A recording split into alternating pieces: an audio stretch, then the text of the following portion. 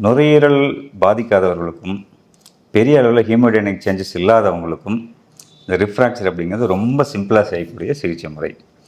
ஆனால் இந்த ரிஃப்ராக்சர்ஸ் இருக்குது அப்படிங்கிறதையும் இதில் காம்ப்ளிகேஷன் ஏதாவது வரக்கூடிய வாய்ப்புகள் இருக்குதா அல்லது வந்துருச்சா அப்படிங்கிறதையும் ஒரு ப்ராப்பரான டாக்டர் செக்கப் பண்ணி உங்களுக்கு அஷூரன்ஸ் கொடுக்கறது நல்லது.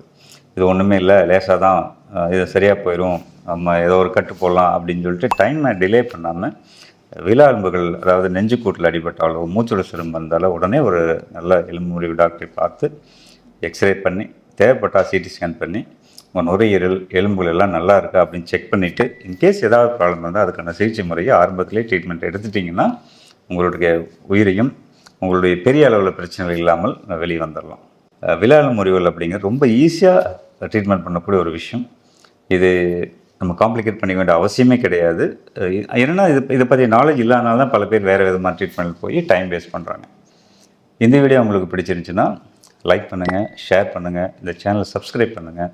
உங்கள் நண்பர்களுக்கும் உங்கள் உறவினர் வட்டாரத்திலும் இதை பகிருங்கள். நல்ல விஷயங்கள் நிறைய பேரை சேரட்டும். நன்றி, வணக்கம்.